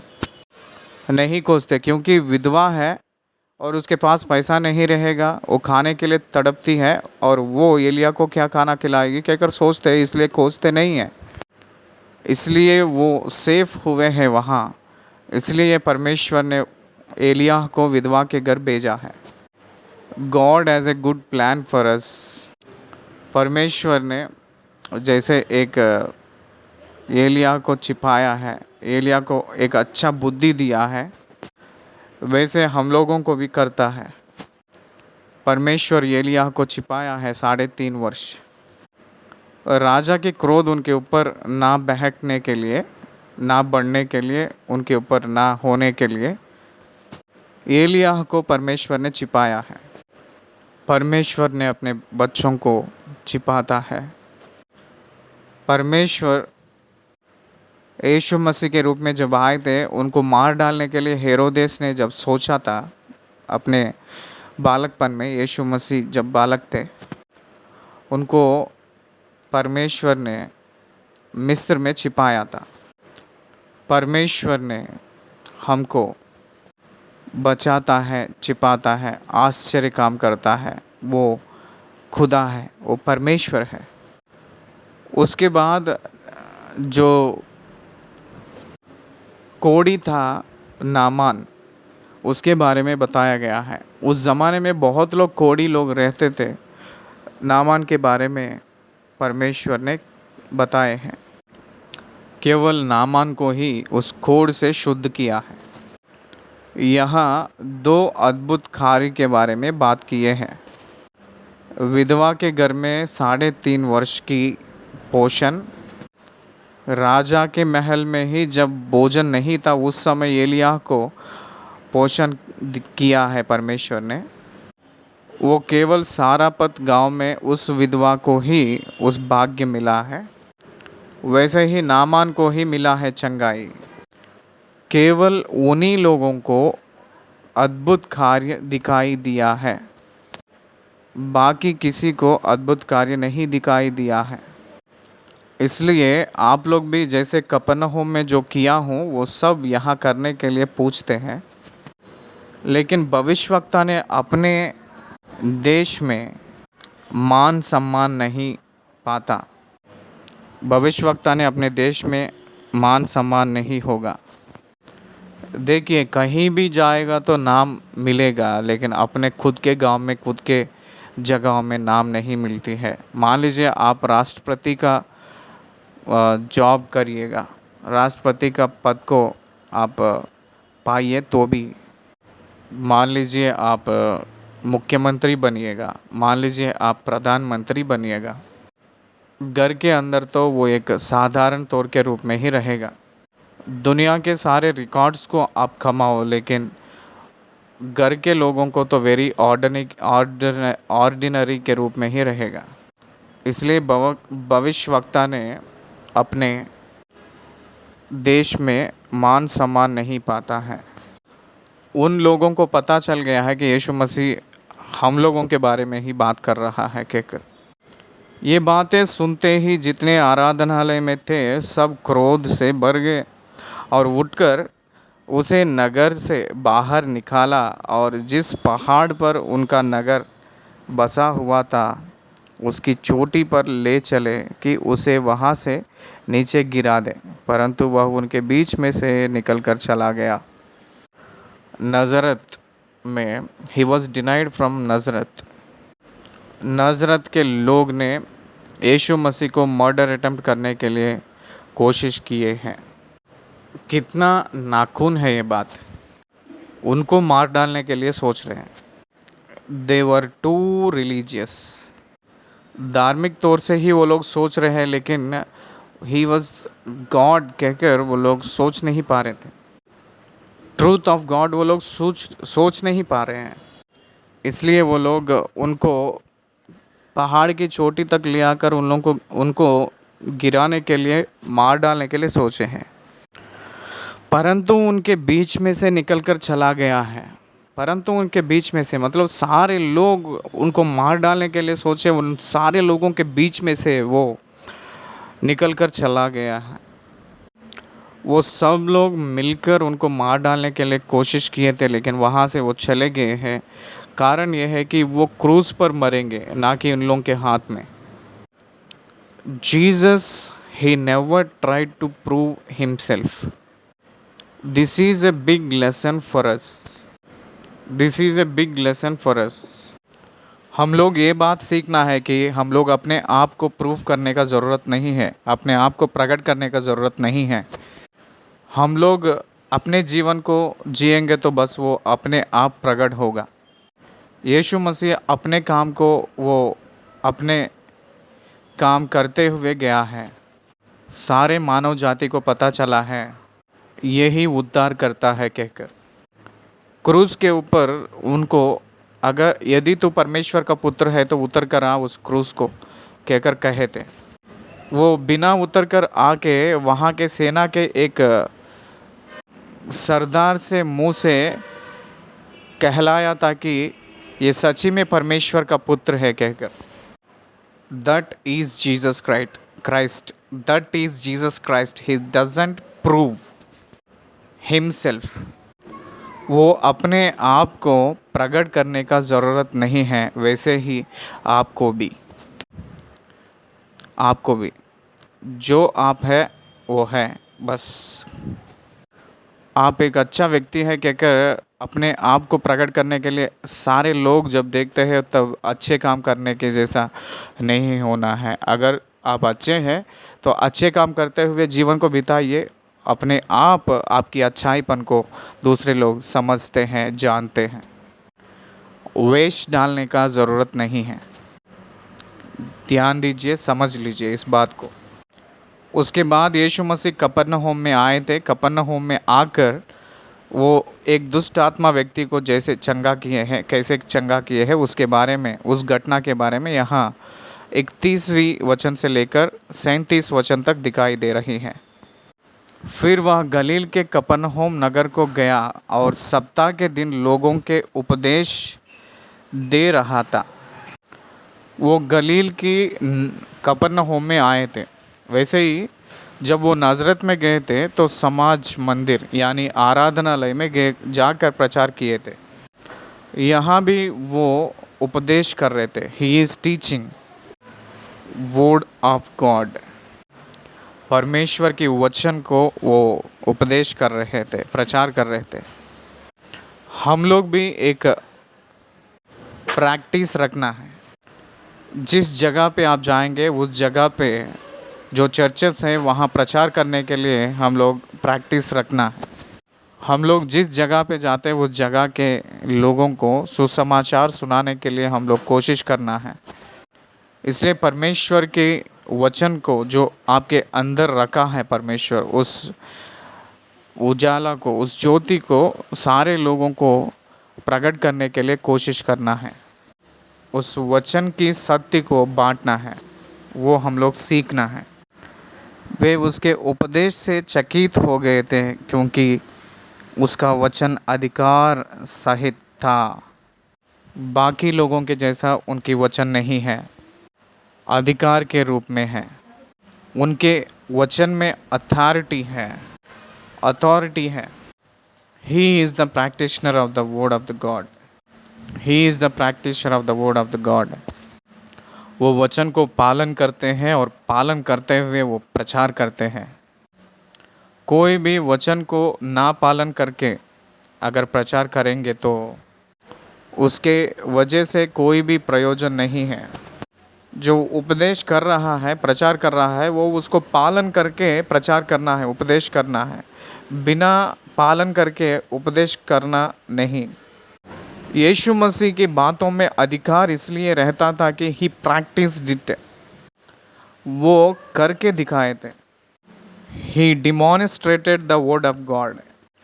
वो करके दिखाए थे, पूरा करके भी दिखाए हैं, इसलिए उनके बातों में वो अधिकार है। उसके लिए लोग चकित हुए हैं। आराधनालय में एक मनुष्य था जिसमें अशुद्ध आत्मा थी। वह ऊंचे स्वर से चिल्ला उठा, हे यीशु नाज़री, हमें तुझसे क्या काम? क्या तुम हमें नष्ट करने आया है? अशुद्ध आत्मा यानी दुष्ट आत्मा जानते हैं कि यीशु मसीह कौन है, इसलिए वो बता रहे हैं, मैं तुझे जानता हूँ, तू कौन है, तो परमेश्वर का पवित्र जन है। यीशु ने उसे डांट कर कहा, चुप रह और उसमें से निकल जा। तब दुष्ट आत्मा उसे बीच में पटका कर बिना हानि पहुँचाए उसमें से निकल गई। इस पर सबको अचंभ हुआ क्योंकि वो दुष्ट आत्मा छुटकारा उस व्यक्ति ने पाया था दुष्ट आत्मा से, तो उसको देखकर अचंभ हो गए थे और वे आपस में बात करके कहने लगे, यह कैसा वचन है, क्योंकि वह अधिकार और सामर्थ्य के साथ अशुद्ध आत्माओं को आज्ञा देता है और वे निकल जाती हैं। इस प्रकार चारों ओर हर जगह उसकी चर्चा होने लगी।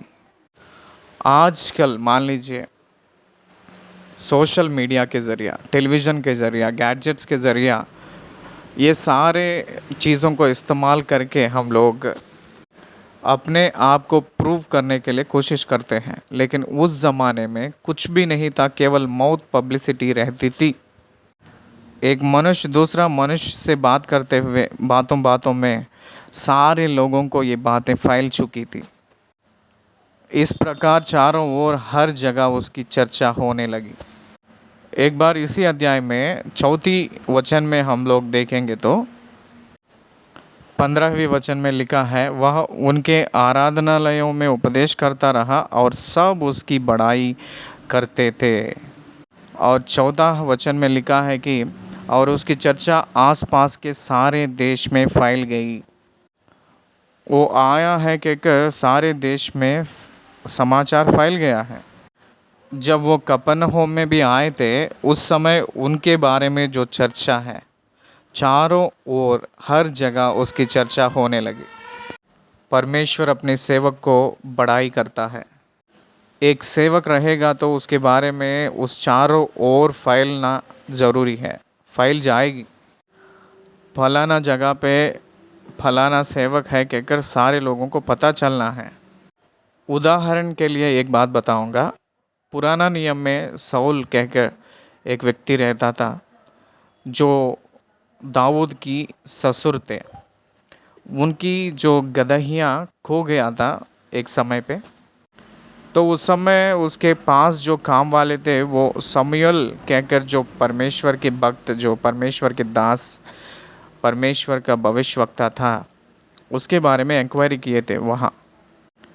तो वहाँ वो लोग पूछताछ करते करते गए थे शमूएल के बारे में।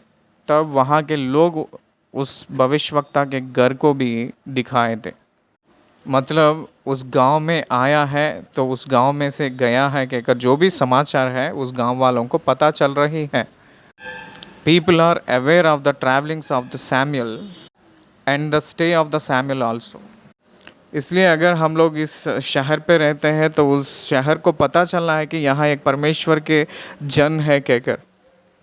इसलिए इस्राएल राजा से कहता है कि नामान जो मिला था लेख चिट्ठी उसको पाकर उस व्यक्ति को मेरे पास भेजो, इस्राएलियों में परमेश्वर है कहकर वो जानने के लिए उसको मेरे पास भेजो कहकर कहा था। अगर परमेश्वर के दास है तो उस जगह के लोगों को ज्योति मिलना है, रोशनी मिलना है, चंगाई मिलना है, छुटकारा मिलना है, वहाँ सुलझाव दिखना है।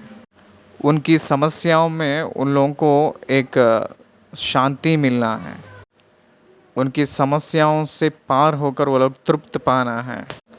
That is the call of God for minister. परमेश्वर के सेवक एक हिम्मत देने वाले जैसे रहना चाहिए, वो गले लगाने वाले प्यार दिखाना है, पवित्र प्यार। यीशु मसीह के समाचार, यीशु मसीह के बारे में जो भी समाचार है उस जगह के चारों ओर फैल गया है। उसके बाद 38 वचन से लेकर 39 वचन तक देखा जाएगा तो पतरस के सास के बारे में लिखा गया है। पतरस के सासू माँ के घर जो है यीशु मसीह को एक निवास स्थान हो गया है। यीशु मसीह के मिनिस्ट्री हेडक्वार्टर्स कफरनहूम है, तो यीशु मसीह यही घर पे रहते थे। हम लोग जब इस्राएल देश गए थे उस समय हम लोग देखे थे, जब यीशु मसीह जो निवास किए थे उसी घर था। उसकी दीवारों को सिर्फ छोड़कर चारों तरफ मंदिर को बनाए थे, आराधनालय को बनाए हैं आज के दिनों में। वो जो दीवारें हैं आज के ज़माने में बहुत वो पुराना होकर गिर पड़ रहे हैं। वहाँ आज भी पहचानने के लिए, वहाँ प्रार्थना करने के लिए जगह छोड़े हैं। वहाँ हम लोग भी जाकर जब गए थे उस समय हम लोग भी प्रार्थना किए थे। यीशु मसीह उनकी घर गए थे, वहीं उनका हेडक्वार्टर्स था। पतरस के सासू माँ अपने घर को यीशु मसीह को दे दी है, उनकी सेवकाई के लिए इस्तेमाल करने के लिए। वह आराधनालय में से उठकर सामोन के घर में गया। सामोन की सास को ज्वर चढ़ा हुआ था और उन्होंने उसके लिए उससे विनती की। उसने उसको उसके निकट खड़े होकर ज्वर को डांटा और ज्वर उतर गया और वह तुरंत उठकर उसकी सेवा टहल करने लगी। इसका मतलब यह है कि ज्वर से जब पीड़ित थी तो वो गिर पड़ी है। मतलब ज्वर से जब वो पीड़ित थी उस समय उनको काम करने के लिए सामर्थ्य नहीं था सास को, सामोन के यानी पतरस के। लेकिन जब यीशु मसीह वहाँ उस ज्वर को डांटा है तो तुरंत उठकर कहकर लिखा है। उठकर मतलब अभी तक कैसी है, अभी तक पड़ी है, लेकिन जब परमेश्वर उसको चंगाई किया तो उस समय वो सेवा करने का सामर्थ्य पा चुकी है। It's a miracle. हम लोग सोचते हैं कि ज्वर का मतलब वो तो चले जाएगा, वो केवल टेम्परेचर है कहकर सोचते हैं। वो एक भयानक, वो एक जहरीला ज्वर था, बुखार था। बहुत जहर की बुखारों को पाकर बहुत लोग मर रहे हैं कहकर हम लोग अखबार में देखते हैं। वो ज्वर से वो चंगाई पाई थी। 2000 साल पिछले कोई भी जो मेडिकल अवस्था नहीं थी, कहीं भी मेडिसिन नहीं मिलती थी, उस समय की बात है ये।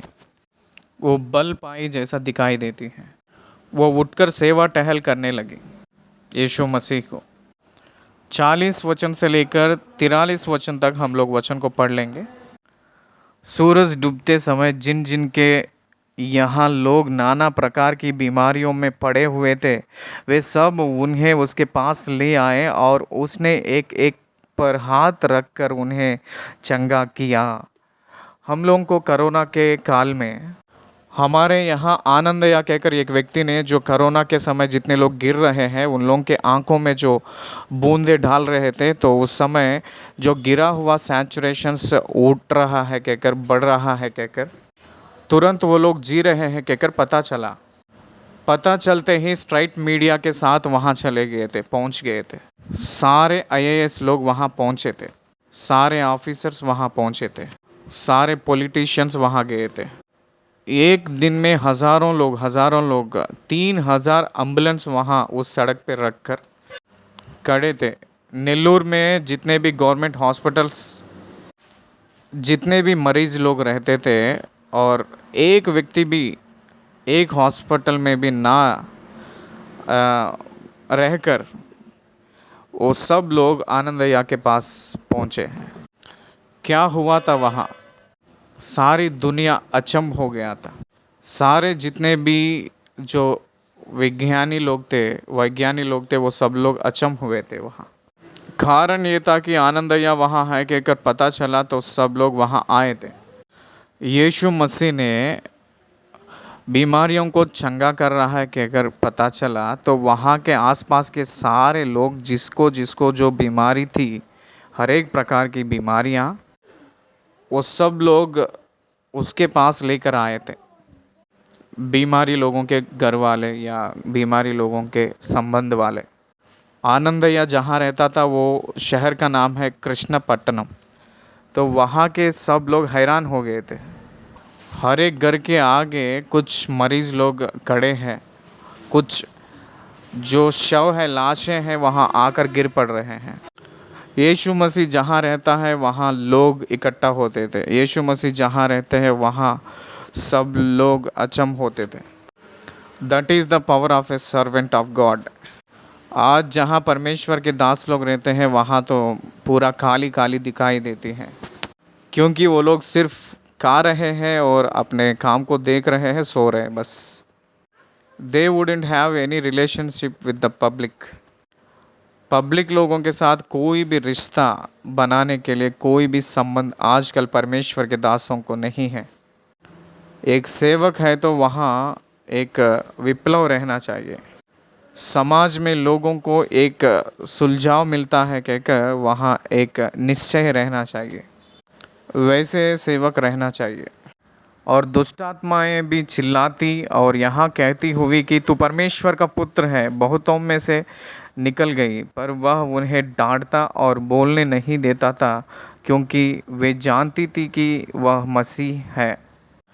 40 और 41 वचनों में परमेश्वर ने बहुत बीमारियों को चंगा करते हुए, दुष्ट आत्माओं को भगाता, छुड़ाते हुए दिखाई दे रहे हैं। 42 वचन से लेकर देखेंगे। जब दिन हुआ तो वह निकलकर एक सुनसान जगह में गया और भीड़ उसे ढूंढती हुई उसके पास आई और उसे रोकने लगी कि वह उनके पास से ना जाए। परंतु उसने उनसे कहा, मुझे अन्य नगरों में भी परमेश्वर के राज्य का सुसमाचार सुनाना अवश्य है, क्योंकि मैं इसीलिए भेजा गया हूँ। लोगों ने उनसे कहे थे कि आप हमारे शहर पे रहना है, आप जाने के लिए मना है कहकर कह रहे हैं। वो जंगल में चले गए थे, क्योंकि वो उन लोगों को चंगा नहीं कर सकता इसलिए नहीं गया है, उनसे दूर होना है कहकर नहीं। His mission demands him to move out. बाहर के जगहों को जाने के लिए उनके मिशन उनको डिमांड कर रही है।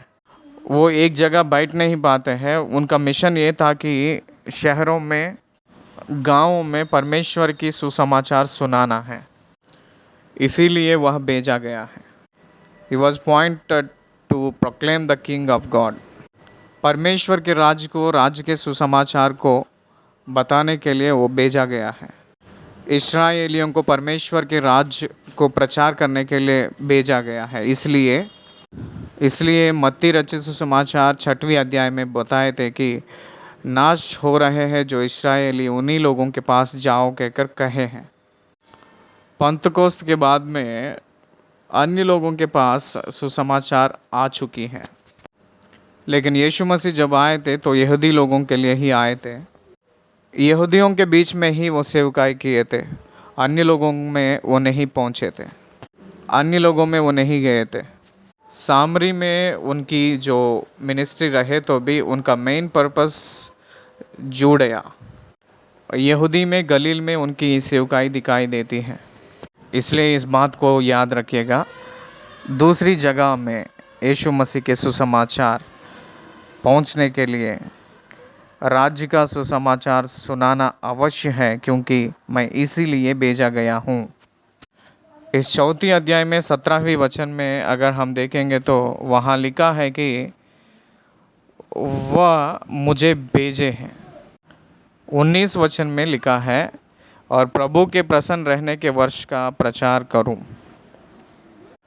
यहाँ कहा है कि क्योंकि मैं इसीलिए भेजा गया हूँ, कि अगर 43 वचन में कहा है, मैं महान काम से इस दुनिया में भेजा गया हूँ, कहकर परमेश्वर ने गवाह दे रहे हैं। 44 वचन में, और वह गलील के आराधनालयों में प्रचार करता रहा। चौथी अध्याय को हम लोग समाप्त किए हैं। धन्यवाद।